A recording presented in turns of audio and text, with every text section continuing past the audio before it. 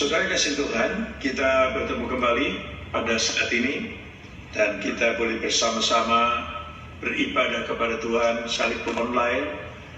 Dan saya bersyukur mendapat kesempatan untuk menyampaikan firman. Hadapi situasi yang sedang terjadi di sekitar kita, bahkan yang terjadi di negara kita, terjadi di dunia ini, cukup untuk membuat kita menjadi khawatir, was-was akan apa yang terjadi di sekitar kita. Ada banyak orang yang terjangkit sakit COVID-19, ada yang meninggal, banyak hal terjadi di sekitar kita, dan banyak orang menjadi khawatir dalam menjalani kehidupan ini. Namun saat ini firman Tuhan berkata kepada kita sekalian dalam 1 Petrus 5 ayat yang ke-7 berkata demikian, serahkanlah segala kekhawatiranmu kepadanya, sebab Ia yang memelihara kamu. Ini ayat merupakan jaminan yang Tuhan berikan kepada kita, jaminan yang pasti, jaminan yang harus kita pegang. Khawatir bisa datang, khawatir bisa menimpa kita, khawatir bisa juga datang dalam kehidupan kita. Namun Tuhan berkata, serahkan khawatir itu kepada Tuhan. Kenapa? Sebab kalau khawatir itu menguasai kehidupan kita, kita akan mengalami banyak hal yang tidak menyenangkan dalam kehidupan kita. Ada beberapa hal yang perlu kita ketahui. Jika khawatir itu menguasai kehidupan kita, jika khawatir itu menguasai hidup kita, maka kita akan mengalami seperti ini.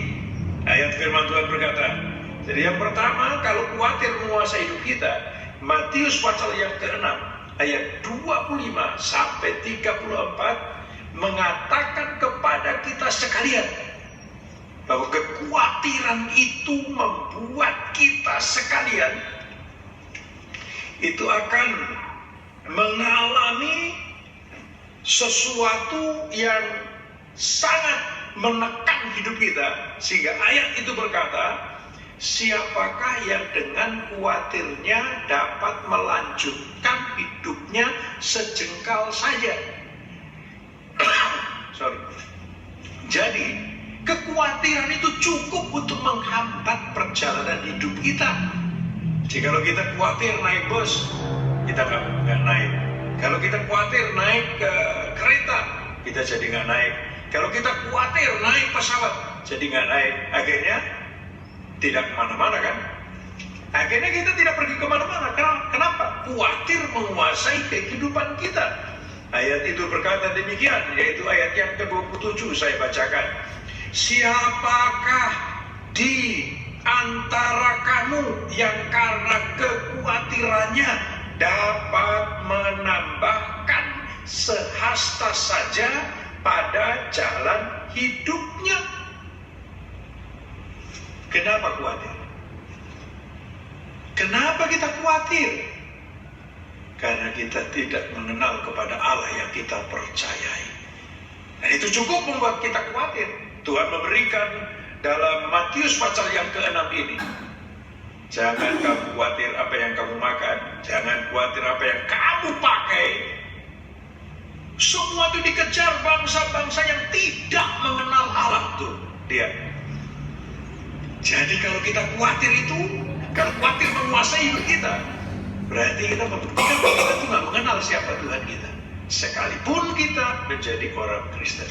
Sebab itu serahkanlah khawatir itu kepada Tuhan, sebab Tuhan yang memelihara kita. Sekali lagi, Tuhan yang memelihara kita.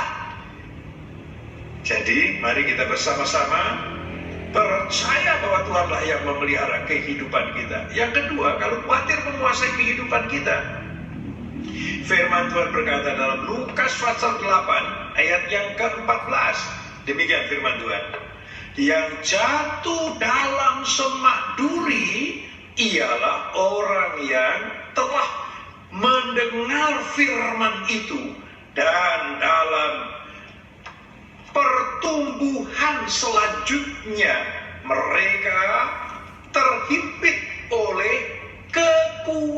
kekhawatiran dan kekayaan dan kenikmatan hidup, sehingga mereka tidak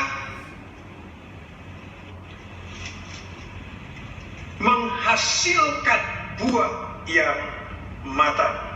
Jadi kalau khawatir menguasai hidup kita, tidak ada pertumbuhan rohani dalam diri kita.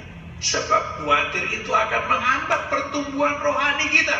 Sehingga Tuhan berkata dalam Ibrani pasal yang kelima ayat yang ke-12, dilihat dari segi waktu, jangka waktu kita menjadi orang percaya sudah lama sekali. Mungkin sampai kita menjadi tua, tetapi kita masih anak-anak.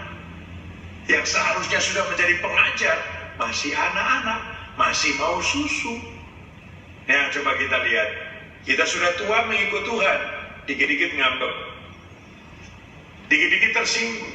Kenapa? Karena kita ini dikuasai oleh kekhawatiran. Khawatir tentang kedudukan kita, khawatir juga tentang jabatan kita, khawatir tentang hidup kita, sehingga kita curiga terhadap orang lain.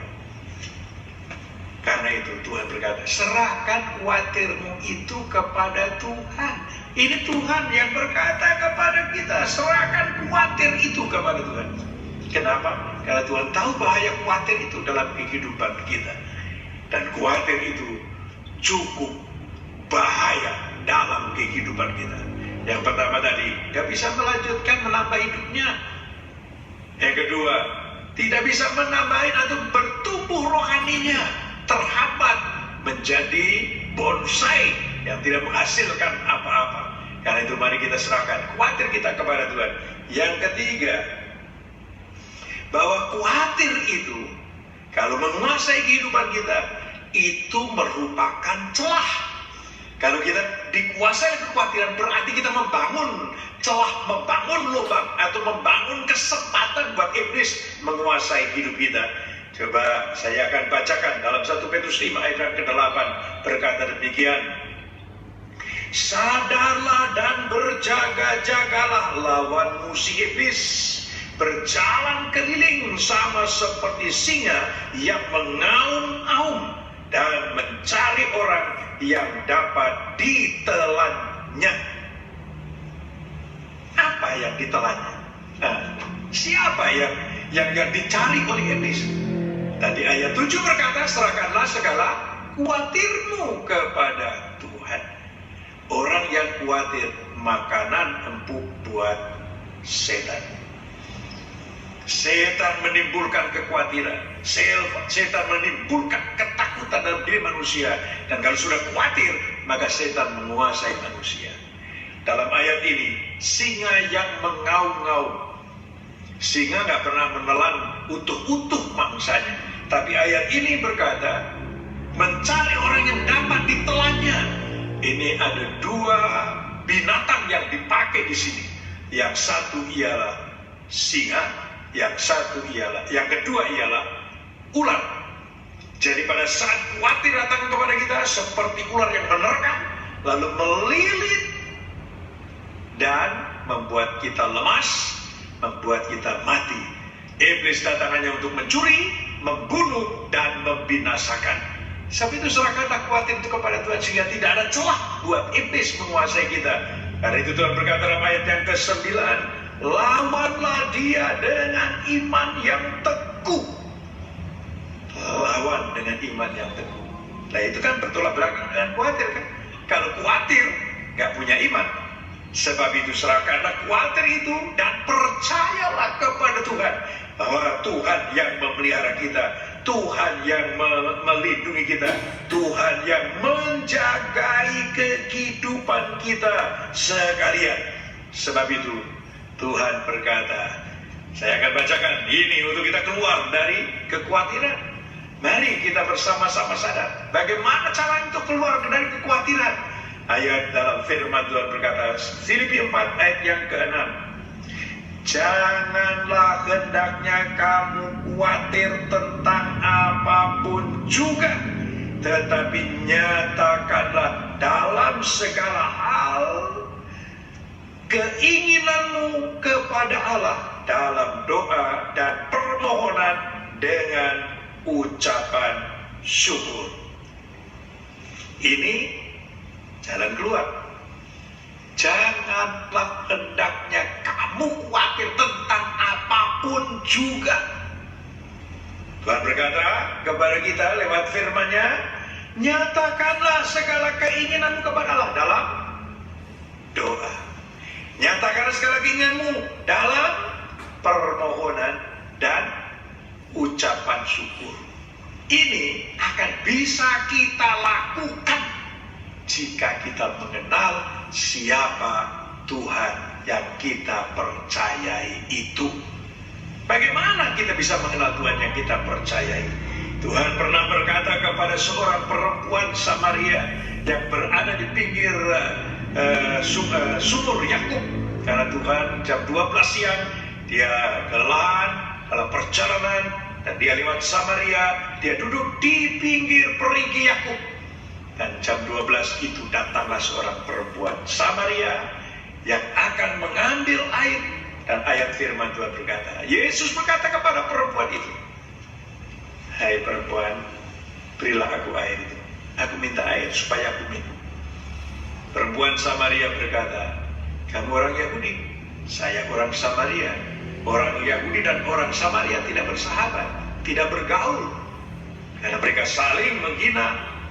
Tidak ada pergaulan antara orang Yahudi dan orang Samaria. Kenapa kamu minta kepadaku orang Samaria? Minta air kepadaku. Yesus berkata begini, ini perlu kita bersama-sama sadari. Dalam pasal yang keempat dari Yohanes, pasal yang keempat ayat yang ke-10, Tuhan berkata begini, jika engkau mengerti anugerah Allah, karunia Allah, dan engkau mengerti siapa yang bicara kepadamu, aku minta air, maka engkau telah menerima air kehidupan. Saudara, perempuan ini tidak tahu siapa Yesus. Perempuan ini tidak mengenal siapa Yesus. Tetapi Yesus telah menyatakan, kalau engkau tahu, engkau mengenal, engkau telah terima air kehidupan. Ini yang membuat orang tidak khawatir apapun juga. Kenapa? Karena mengenal kepada Tuhannya. Perempuan ini berkata kepada Yesus, dari mana engkau bisa mendapatkan air? Sumur ini amat dalam.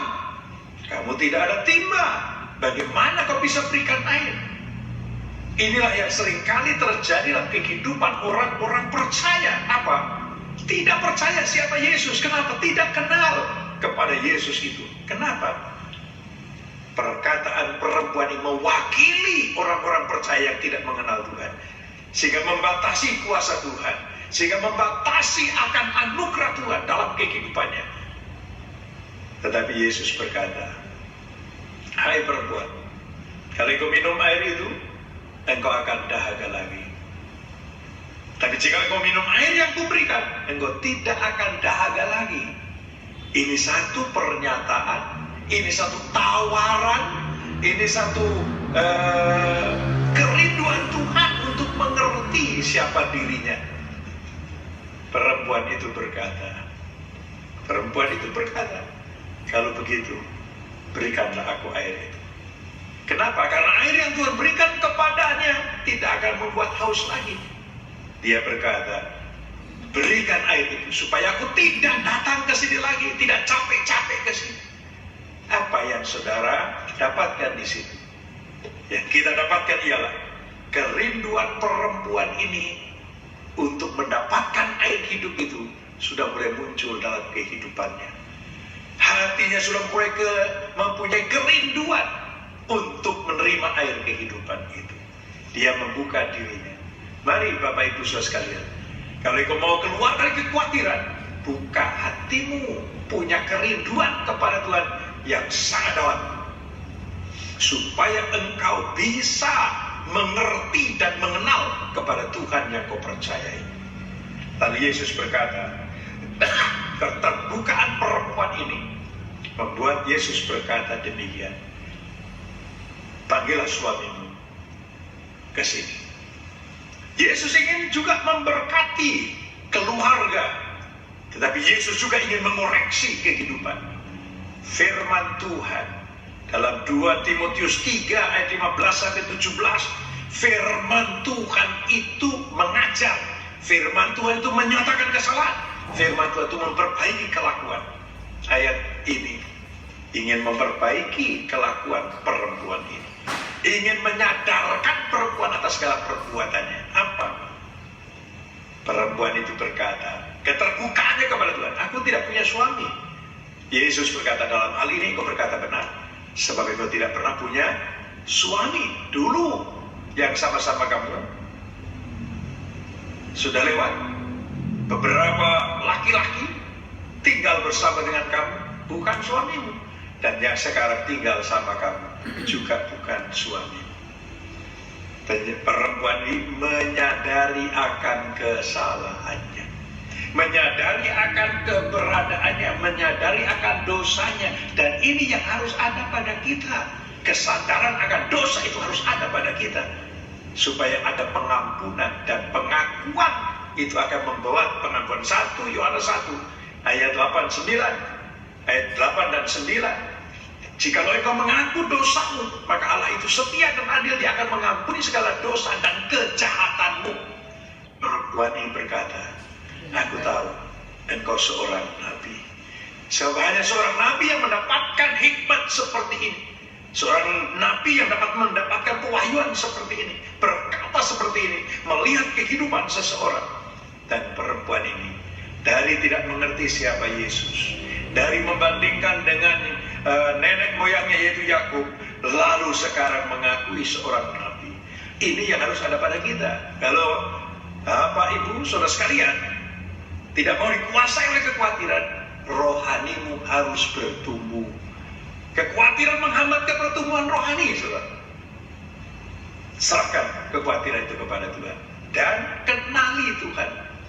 Perempuan ini berkata kepada Tuhan, aku tahu engkau seorang nabi. Lalu Yesus berkata, bangsamu berkata, engkau berdoa di bukit itu. Orang-orang Yahudi, orang-orang Israel berkata, harus menyembah Tuhan di Yerusalem.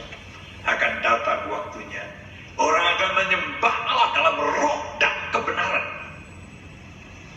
Lalu perempuan itu berkata begini, aku pernah mendengar tentang Mesias.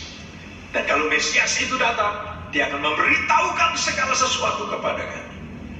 Yesus berkata, kamu menyembah Allah yang tidak kamu kenal. Kamu menyembah kepada yang tidak kamu kenal, kami menyembah kepada yang kami kenal. Lalu Yesus berkata, akulah Mesias itu. Pengenalan perempuan ini kepada Mesias, pengenalan perempuan ini kepada Yesus, cukup membuat perempuan ini keluar dari kehidupan lamanya.